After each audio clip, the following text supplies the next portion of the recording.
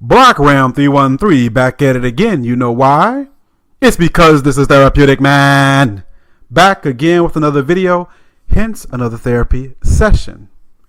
Today's topic and title is why she says it takes at least 5 good men just to equal one.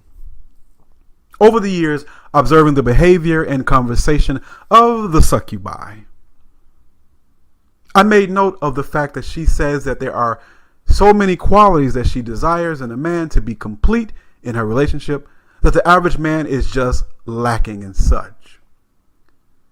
Each individual man that she encounters is lacking some qualities, by the way, which makes said male a utility, but the man is lacking in some quality that she can't fully enjoy the relationship. Every individual man she meets is lacking something. For example, if she meets a guy who's financially well off, financially established, the same said guy is usually lacking in some other place. For instance, behind closed doors, if you know what I mean. If she meets a man that is good with his hands, a mechanic, a carpenter, a tradesman, the same said man may not be a good communicator. Not necessarily that he can't express himself verbally, but he may be a poor listener. Thus, she cannot express the ever-changing and variety of emotions that she's feeling, and she does not get the response emotionally from the mechanic that she's looking for. That's what she means when she says that he's not a good listener.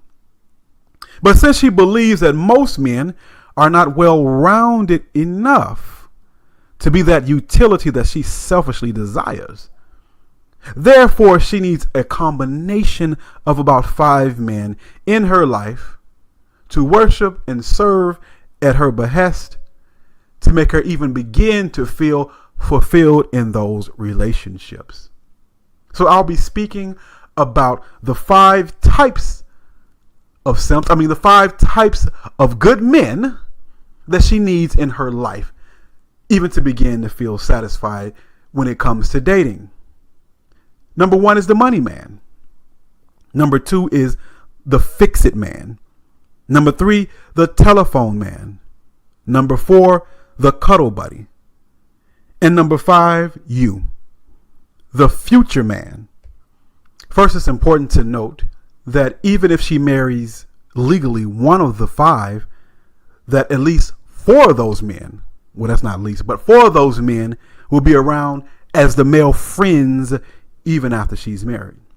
But anyway, moving along, number 1, the money man. Now, this is self-explanatory, but I'm going to give you some details. The money man may be considered unattractive, low self-esteem even, super beta male.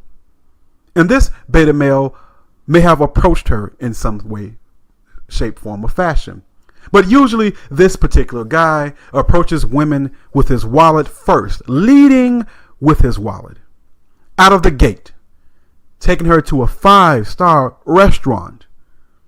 And when he gets there, as she fills her face with food, he begins to brag, telling her all about his bank accounts, telling her all about his various investments, telling her all about different properties that he has, trying to drum himself up so she can see him as a good catch. And of course, during the courtship, he buys many expensive gifts for her, and often. He's always trying to impress her with his wallet. And he's even arrogant about it as well, believing that she will one day decide to make him her man because of the amount of money that he continuously spends on him. Now, of course, she's not involved intimately with him. Other than a few hugs and kisses, he's often left high and dry. And she understands that if she gives in to what he wants, that maybe the money will stop flowing her way. So she has no interest in doing such. Keep Mr. Moneybags looking and wanting and begging for more. Number 2, we have Mr. Fix-It. the general carpenter, the mechanic, the tradesman, the skilled laborer. He likes her.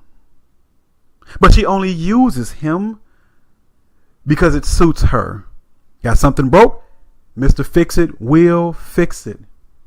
Now some may say, well, Ram, she doesn't really need Mr. Fix-It because Mr. Moneybags can pay for those repairs.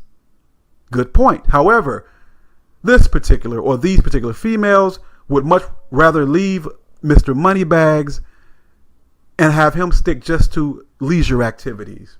Stick with luxury. In other words, let him keep buying and doing all of the purchases. I didn't say Mr. Moneybags was a billionaire, but leave him to buying the purses, the shoes, the clothes, and the vacations. She has another utility and can put him to use. It's all attention anyway, right? So she keeps Mr. Fix-It around for those repairs, parts and labor included in his dealings with her. She needs a new water pump. Not only is he going to buy the water pump, but he's also going to install the water pump, and he's going to bring the car back with a full tank of gas at zero cost to her.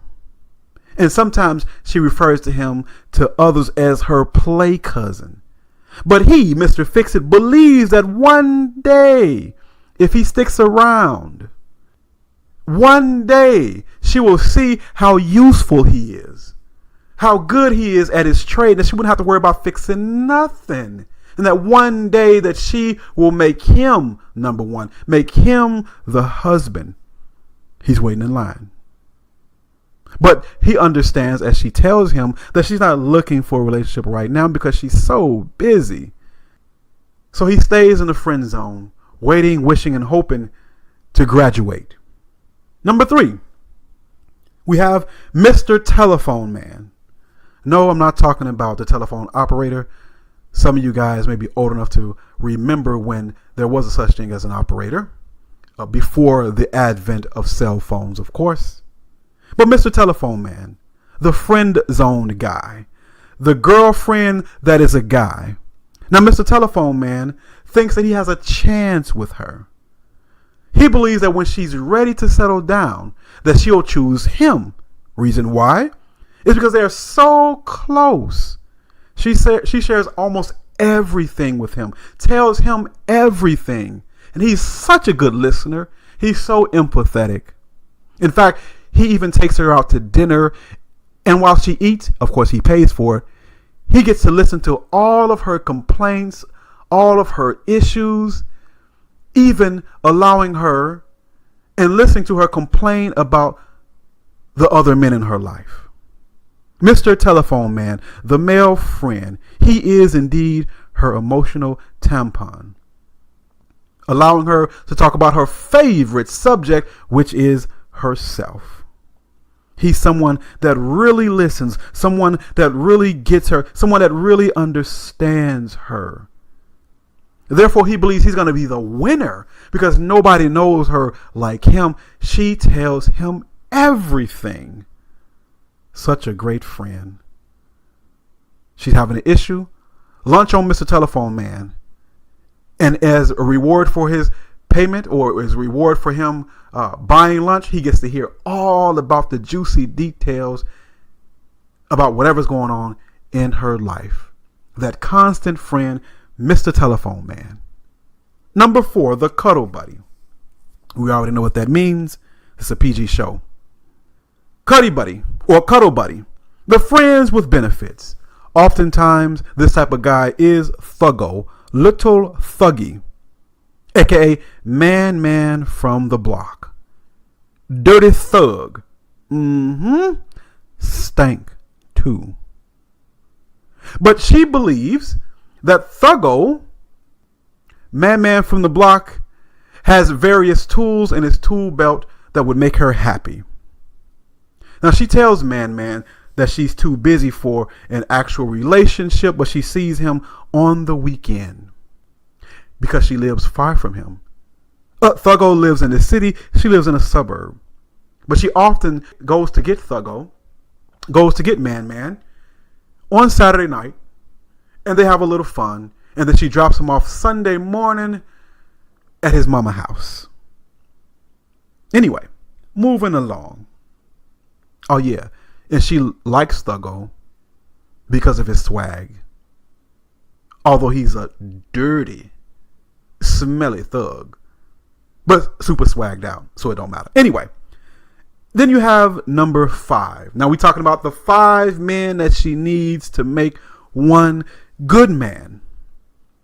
Number 5 is you, the listener at the sound of my voice. You, the man who believes that there's nothing wrong with wifing up a single mama. You that believe there's nothing wrong with a woman having a very soiled and checkered past. You, future boy, the guy with the house, the stable job, and who is family oriented. The guy who is very predictable and easy to control. But see, she's just waiting. She's waiting for her 35th birthday to deal with you. She's waiting till she's 35. But you all can be just friends now. But when she's about 35 and she's been ran through a little bit more, when she's had about 10 to 15 more guys, when she's had a few more mistakes in her background, when she has a couple of more oops, then she'll give you the chance, future boy. After she's had her fun, when she's ready to settle down, when she's ready to leave the club and only go maybe once or twice a month, then she's ready, future boy. And then you will be given the opportunity to prove yourself, the chance, right? She will give you a chance to prove yourself worthy to become her legal and Christian husband. But for now, you have to be patient.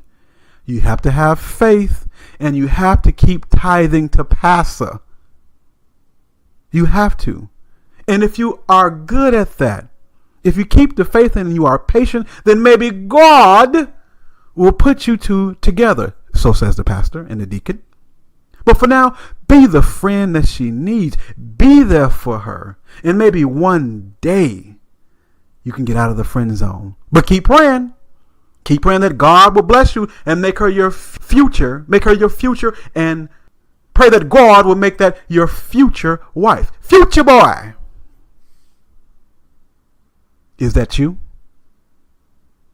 So now, let's put all of this together to illustrate a life in the week. Putting this together to illustrate the life in a week of such said woman. A fictional story. We're going to call this woman Tiffany. Tiffany and her 5 good men. The 5 that's necessary just to make one. Remember, number 1 was the money man. Number 2, Mr. Fix-It. Number 3, the telephone man. Number 4, the cuddle buddy. And number 5, Mr. Future. Now, Tiffany, let's say she's about 34 years old. 2 kids, 2 baby daddies. 1 locked up, 1 live out of state. Fictional tale, but typical. Now, this weekend, it so happens, this weekend in the life of Tiffany, it so happens that one of her girlfriends, in fact, her best friend, is having a divorce party. And she cannot wait for it. It's going to be off the chain. That's an old word. In other words, it's going to be lit. A party. All of her friends from college are going to be there. Even some from high school. It's a party. And she can't wait for it. So on a Friday, she gets a call from David, Mr. Moneyman. And she begins to tell David about how she's looking forward to this party. And David, like the simp that he is, Mr. Moneyman, he then offers to buy her an outfit and shoes just for this big event. Later on that day, with her car, the check engine light comes on. So she calls up Mr. Fix-It, Larry, the fixer-upper. And she tells Larry about this check engine light. So he goes and he comes to Tiffany's house to pick her car up. for the repairs, all on him. And shortly after Larry, Mr. Fix-It, leaves to make the repairs, David shows up to pick her up for lunch and, of course, her favorite pastime, shopping. And as she shops till she drops, getting this outfit and a couple of extras because David is so kind and nice, and getting a purse and a pair of shoes to match for the party, she then goes to drop her 2 kids off in David's car, him as the driver, where the kids will be at her mama's house until Monday night because it is the weekend. It's her time, right? And she's so excited about the party. She's so excited about the new outfit and the matching shoes for this big party. Oh, and she tells Larry, the mechanic, that when you get done with my car, drop it off and leave the keys in the mailbox. I'll get to it later because she's busy. It's the weekend. She's not staying in the house. It's party time, right? So now it's Saturday night. She just went shopping Saturday morning, got the clothes, got the shoes, got the purse. Thanks, David. She's ready. Now it's Saturday night. Time to have fun. And she's at this party. She sees all of her friends. She's dancing on the floor. She's shaking it. She's sweating it out, messing her weave up, sweating off her makeup. But she's having a grand time. Few drinks. And it's a party. I mean, she's getting it. She's even approached by a young and handsome, tall man. And of course, she gives her number out, right? The party's over. And she leaves the party and she goes to get an Uber to pick up Man. Of course, Man doesn't have a car. But she goes to get Man because it's Saturday night. You know the rest. And she'll take that very same Man home on Sunday on her way to church once she gets back home to her car that Mr. Fix-It fixed up. So she drops Man off on her way to church Sunday morning.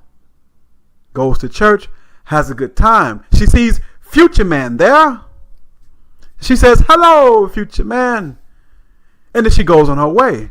Future Man wants to talk, but she's so busy she doesn't have time. But in the car, on the way to get the kids, and then on the way home, she sends out a couple of text messages. She texts Mr. Fix-It and tells him, "Thank you for taking care of my car. You are such a good friend." Just a text message to Mr. Fix-It. And on the way home, after she gets the kids, she also sends a text, a very brief one, to Mr. Future. She sends a text to Mr. Future to say, "Hey, I am so sorry that I missed all 7 of your calls this past weekend. You wouldn't believe this, but I had such a stressful weekend. A tough weekend, Future Man. Very stressful. Guess what happened to me? My car broke down. And to add to that stress, Future Man, I had to console a friend of mine who is going through a divorce. And I even got into a fight with my boyfriend Saturday night. I'm on my way home with the kids now, and I'll call you soon." What a weekend, Tiffany. I hope you get that. Like the video, subscribe to the channel, hit that notification button so that you won't miss a Black Round 313 video. If you'd like to email me, email link is also in the description box, as well as my Patreon page if you'd like to check that out. And as well, last but not least, a link to the PayPal account is also in the description box. Until next time, brethren, stay well, stay red pill. This is Black Round 313, and I'm out.